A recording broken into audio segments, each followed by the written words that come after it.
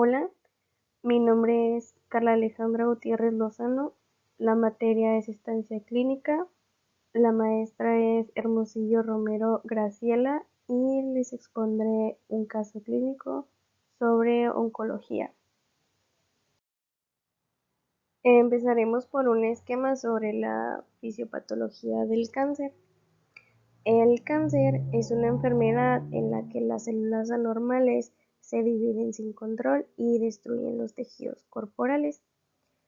En la fisiopatología se destaca que cualquier fenómeno que dañe los genes en las células puede ocasionar el cáncer, pero para ello es importante conocer el origen del cáncer. A principios del estudio de esta enfermedad se descubrió que el tejido canceroso estaba formado por células con morfología alterada y se concluyó que la causa de esta enfermedad radicaba en las lesiones celulares. Y actualmente el cáncer es considerado como un desorden de células que se dividen anormalmente, lo que va a conducir a la formación de agregados que estos crecen dañando los tejidos vecinos, nutriéndose del mismo organismo y alteran la fisiología. Además, estas células pueden viajar e invadir tejidos lejanos, donde pueden empezar de nuevo su crecimiento. Existen tres etapas de la carcinogénesis y estas son la iniciación, la promoción y la progresión. La iniciación es cuando aparece la acción de un agente iniciador que este va a causar el daño o ya sea la mutación en el ADN. Se pueden hacer con ella o también puede ser por causas internas del organismo como las hormonas, las infecciones, entre otras. La promoción es cuando existe una inducción por la exposición a un agente promotor, que este va a estimular a las células para que se dividan. Y por último, en la progresión, en esta etapa el inductor de la progresión da lugar a nuevas mutaciones o cambios que dan capacidades invasivas y de metástasis, es decir, la propagación de un foco canceroso a un órgano distinto en el que se había iniciado. Y de hecho, sin este último paso, el tumor puede permanecer benigno y localizado. Un carcinógeno es un agente físico o químico que puede producir una neoplasia. Por neoplasia me refiero a que es una formación anormal en alguna parte del cuerpo de un tejido nuevo de carácter tumoral, benigno o maligno. Y una vez dejando en claro que es un carcinógeno, ahora les hablaré sobre los carcinógenos en la dieta y empezaré por las micotoxinas, que estas son compuestos producidos por los mohos de los hongos durante el almacenamiento del maíz, el algodón y cacahuates. Las más conocidas son las aflatoxinas. El siguiente son los hidrocarburos aromáticos policíclicos, que estos están presentes en alimentos cultivados en zonas con elevada contaminación ambiental y también en alimentos preparados a la brasa o ahumados. En cuanto a las aminas aromáticas heterocíclicas, estas se forman durante el cocinado de las carnes y pescados por reacción entre las proteínas y los azúcares. Y por último, los carcinógenos naturales, que estos son los nitratos de las espinacas, las hidracinas de las setas o los alaloides de la papa, pero ninguno es un riesgo cuando el consumo es de manera adecuada. Y los diagnósticos según la ADA van a ser varios, pero algunos son que los pacientes pueden presentar dificultad para morder o masticar, gasto energético incrementado, pérdida de peso involuntaria y creencias o actitudes infundadas sobre temas relacionados con alimentos y la nutrición. Los signos y los síntomas van a ser variados y van a depender del tipo de cáncer que sea. Unos ejemplos pueden ser que en el cáncer de mama se presenta un bulto palpable que no va a provocar dolor, retracción del pezón, irritación, enrojecimiento, hundimiento o la conocida piel de naranja, secreción del líquido del pezón, cambio de tamaño, entre otros. Y hablando del cáncer de esófago, se puede presentar la disfagia, dificultad para tragar, pérdida de peso por la imposibilidad de alimentarse y la pérdida de apetito, dolor en tórax, síntomas respiratorios, tos o infecciones respiratorias. Otro ejemplo es el cáncer de hígado, que en este generalmente no se tienen síntomas, pero llegan a suceder. Estos pueden ser dolor en la parte superior derecha del área abdominal o espalda, pérdida de peso sin razón, nódulo duro debajo de las costillas o debilidad o fatiga. Eh, Ahora entraremos a la fisiología, empezando por el cáncer de mama. Este hace referencia a los cambios que el tejido mamario va experimentando a lo largo de la vida, ya sea por la pubertad, los ciclos menstruales, el embarazo y la menopausia.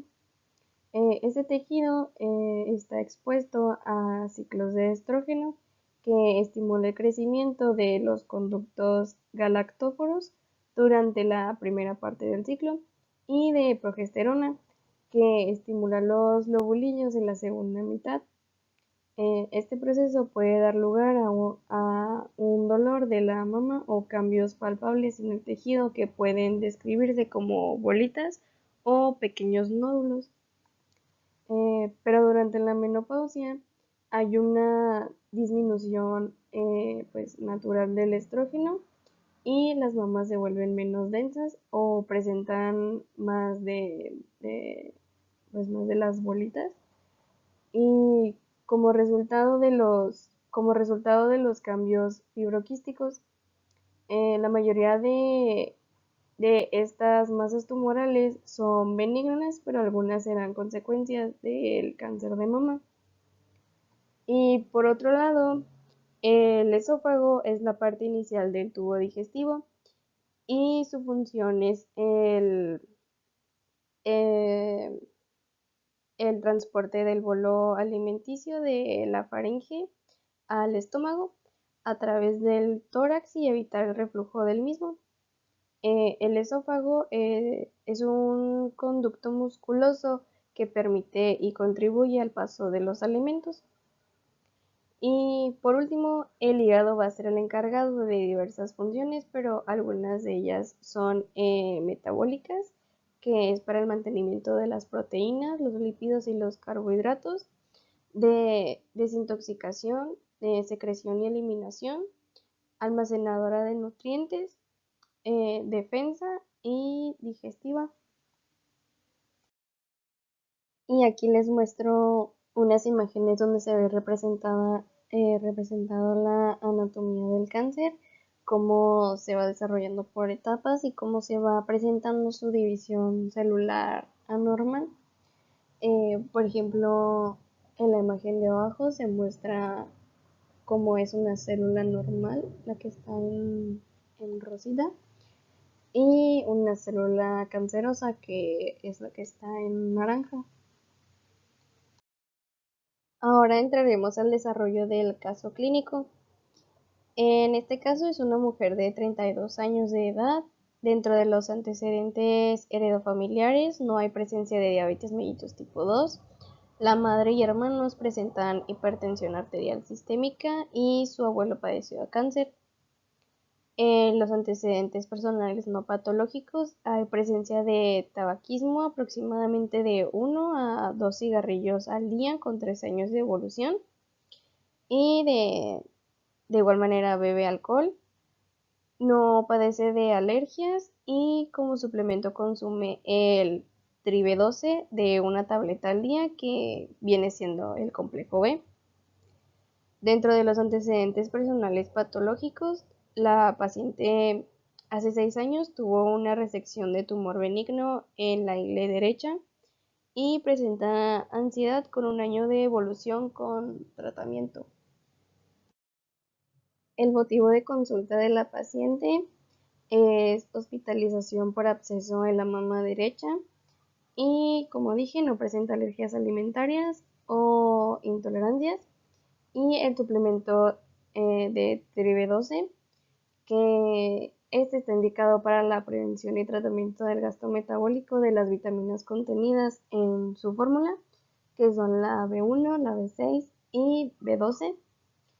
Algunos de los efectos secundarios del Tribe12 pueden ser el enrojecimiento en la cara, náuseas, vómito, diarrea, entre otros. Como padecimiento actual es cáncer de mama T2, N2, M1 con quimioterapia más sonda nasogástrica. Para conocer más sobre el cáncer que padece la paciente, existe un método de determinación por estadios, que es la descripción según el sistema TNM. Como recordaremos, en el padecimiento actual se menciona que la paciente presenta cáncer de mama T2, N2, M1. T se refiere al tamaño del tumor y la paciente presenta T2, lo cual es un tumor entre 2 y 5 centímetros. La N se refiere a los nódulos y la paciente presenta N2, que esto quiere decir que presenta ganglios axilares con ausencia de METs. Y por último, el M1, que el M1 hace referencia a los METs, donde los METs es la metástasis que se presenta cuando las células cancerosas se desprenden del tumor original y viajan por el cuerpo formando un tumor nuevo, pero en otros órganos o tejidos. Entonces, de manera general, la paciente presenta T2, N2, M1, que de acuerdo a la clasificación entra en la etapa número 4, que vendría siendo cualquier tipo de T y N con M1, donde se puede observar en la imagen que hay presencia de METs en otros órganos.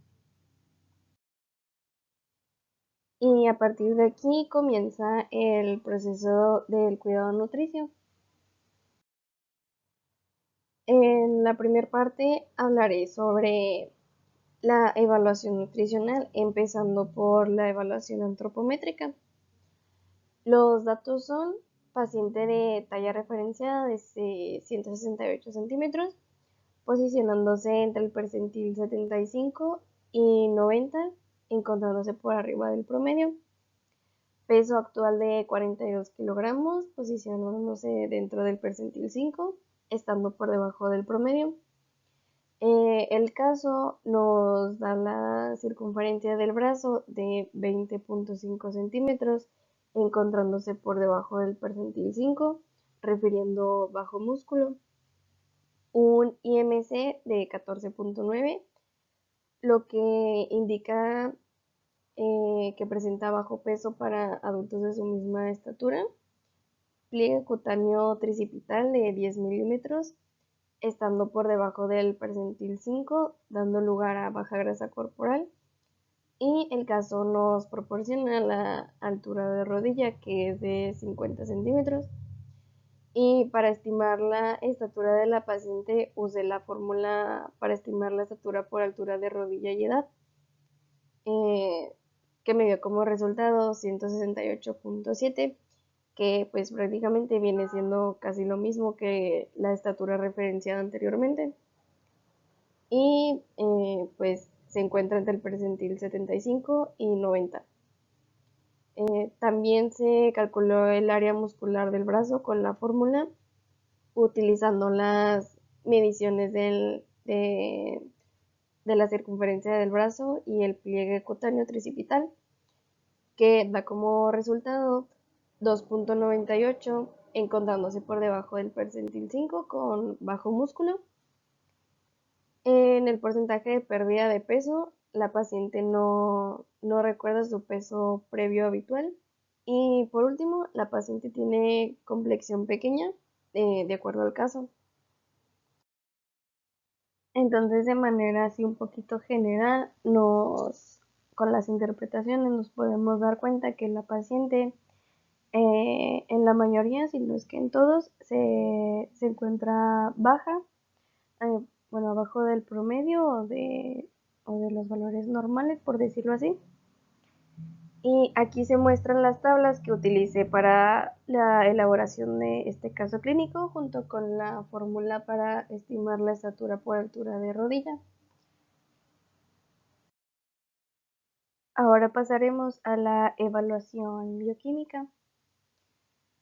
Aquí se presenta una tabla donde se muestran los datos bioquímicos del caso clínico, el valor presentado, el valor normal y su interpretación.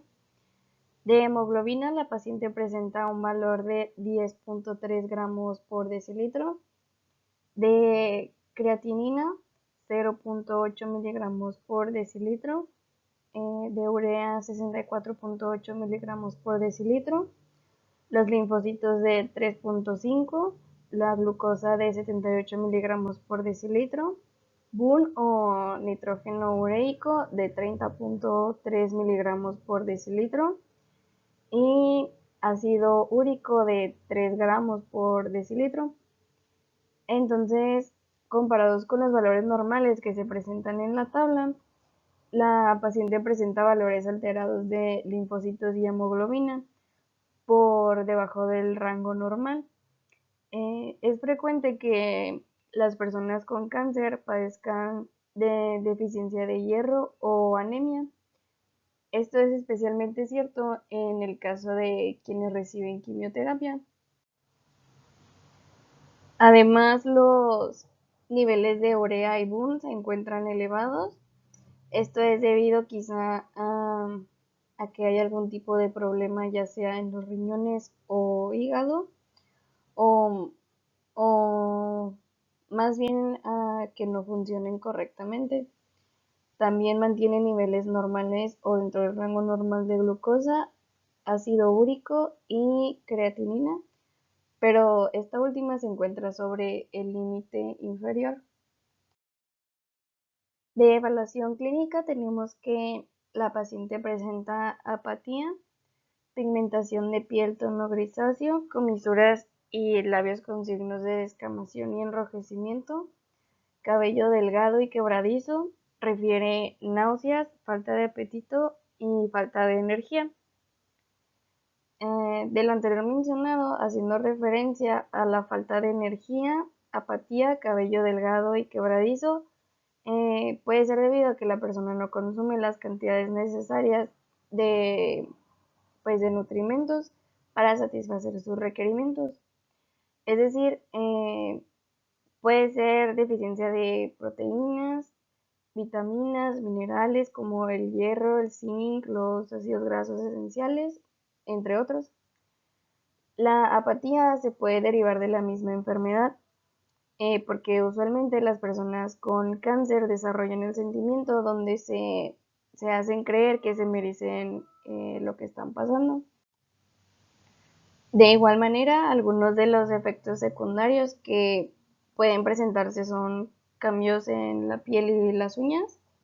Los problemas de la piel pueden ser producidos por la misma radioterapia y la quimioterapia. Los labios con signos de descamación y enrojecimiento, pueden ser posibles por deficiencia de niacina, vitamina C, hierro. Además que quizá el suplemento también puede aportar a estos efectos secundarios. Dentro de la evaluación dietética nos encontramos con el recordatorio de 24 horas, donde se refiere un ayuno de 4 días y cuando se llega a realizar ingesta es de un tiempo de comida.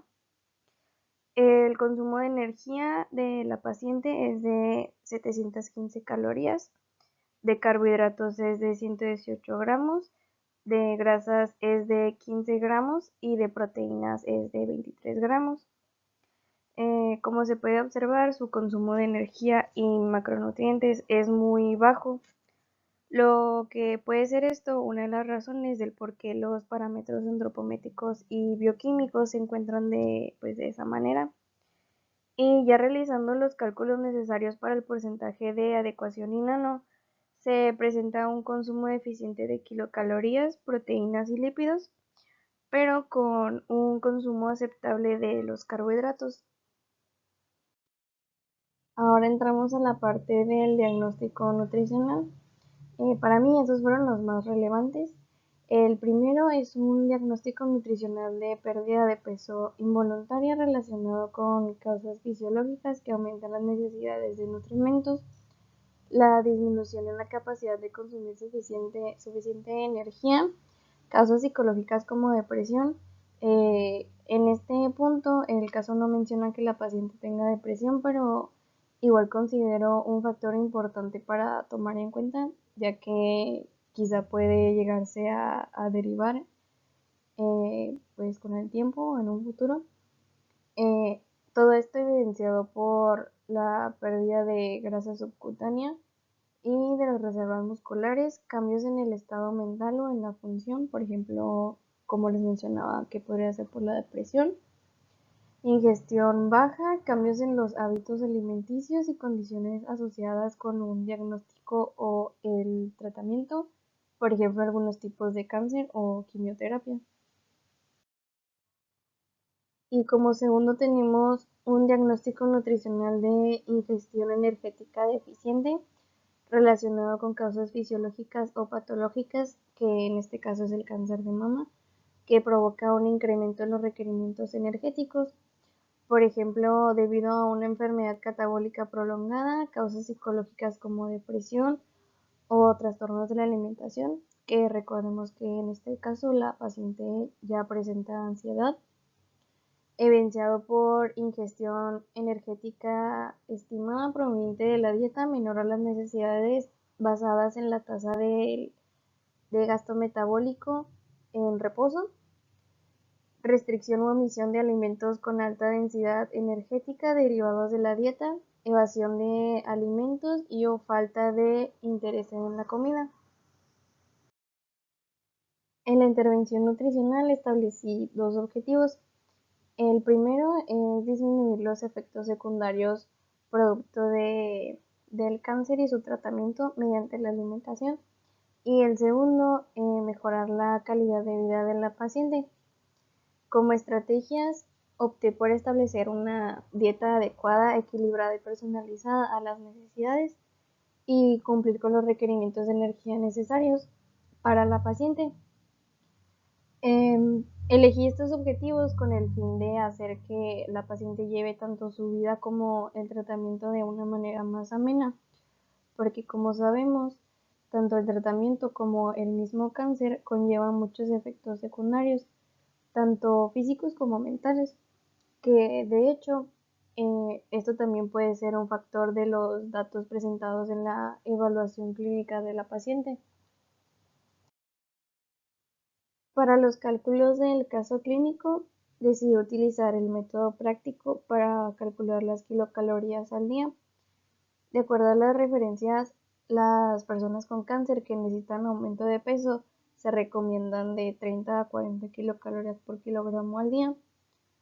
Como se puede observar en la tabla, decidí optar por utilizar las 30 kilocalorías por kilogramo al día, ya que la paciente, además de tener un consumo deficiente en la mayoría de los macronutrientes, se encuentra en ayuno y de acuerdo al recordatorio de 24 horas, su consumo de energía es de 715 kilocalorías al día, lo cual pues no es mucho como para darle una dieta con un cálculo de 40 kilocalorías por kilogramo de peso al día. Entonces opté por enfocarme en el límite inferior, que son las 30 kilocalorías por kilogramo de peso al día.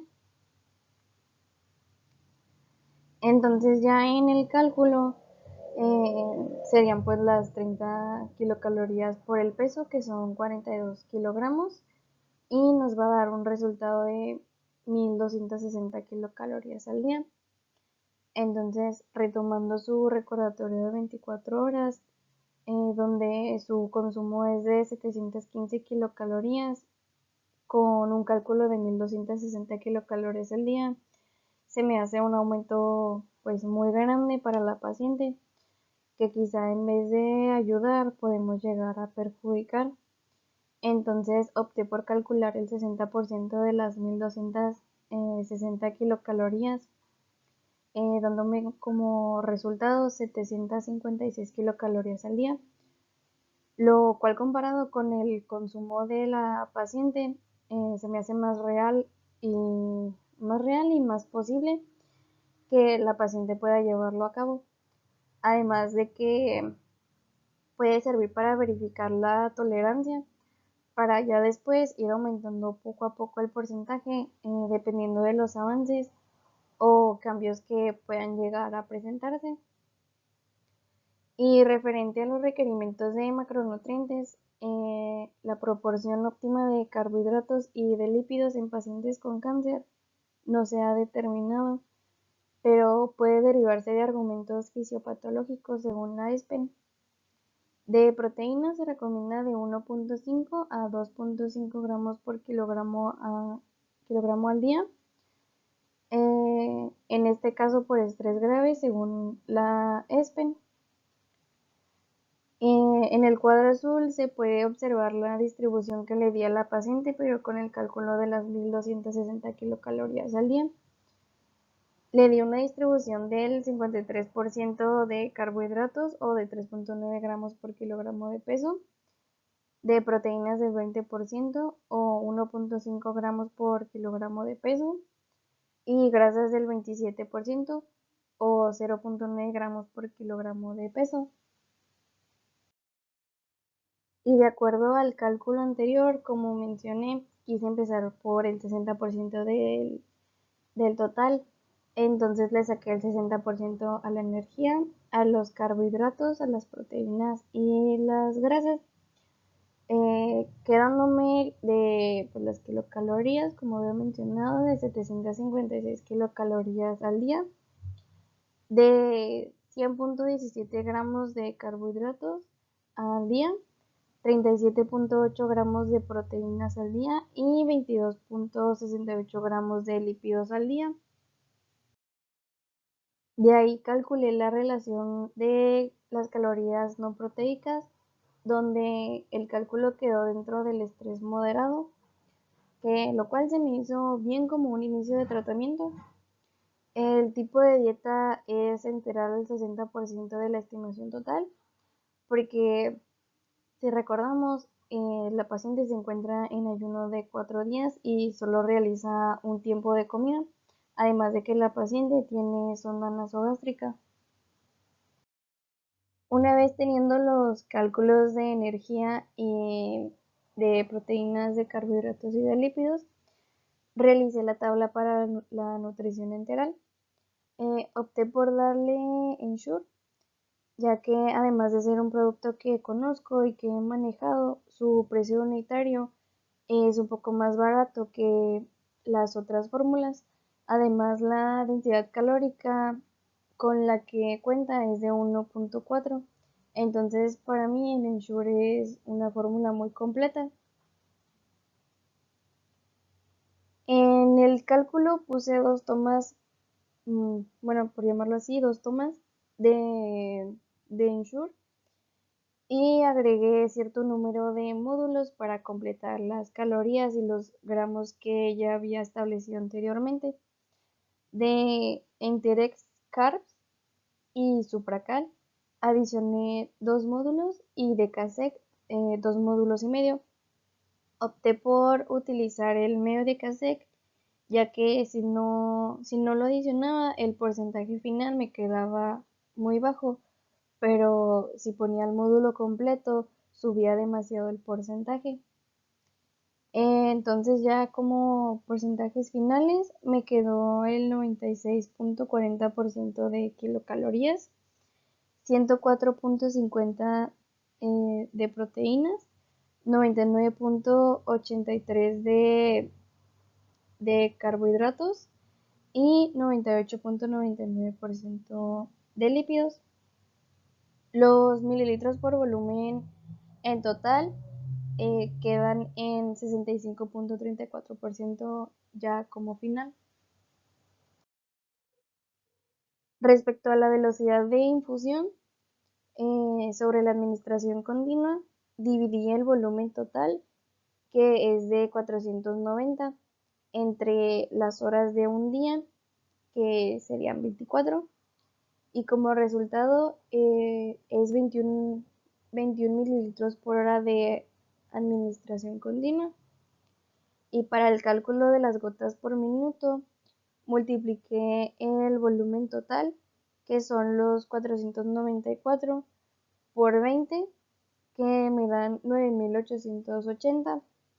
Y después multipliqué 24, que son las horas, por 60, que son los minutos, y me dan 1440.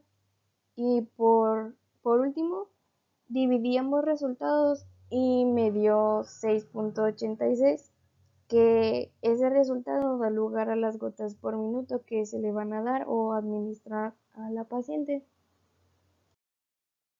Ahora les hablaré un poco de las recomendaciones, pero estas son al momento de iniciar la dieta oral. Se recomienda aumentar el consumo de líquidos, realizar alguna actividad física moderada, realizar técnicas de relajación o meditación, ya que pueden ayudar a controlar las emociones, aprovechar los momentos donde se tenga mayor apetito para comer, tomar pequeños sorbos de líquidos durante las comidas para así evitar la sensación de saciedad precoz, o mejor, beber los alimentos ya sea antes o después de las comidas.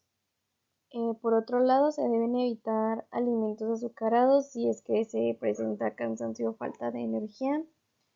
Y algunas recomendaciones para evitar náuseas o vómito pueden ser realizar comidas pequeñas al día y comer lentamente masticando bien los alimentos. Evitar elegir alimentos que tengan un olor o sabor fuerte. Consumir alimentos secos como pan tostado, galletas, cereales, etc., que esto va a ayudar a disminuir las náuseas. Y los alimentos deben consumirse a temperatura ambiente o fríos.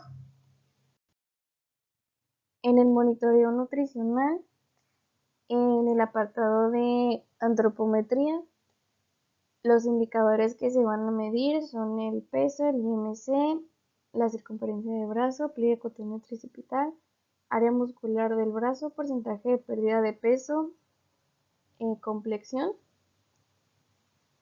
Como meta establecida es el aumento de peso de manera adecuada, mantener o aumentar las reservas musculares. Se realizará aproximadamente dentro de 3 a 4 semanas para verificar los cambios ocurridos. En la evaluación bioquímica se tendrán en cuenta la hemoglobina, la creatinina, urea, linfocitos, glucosa, BUN, ácido úrico, y como meta es mantener los niveles normales que ya se manejaban, nivelar los linfocitos, disminución del BUN y urea, que estos se encontrarán por arriba de los valores normales. Estos se verificarán de igual manera aproximadamente de 3 a 4 semanas.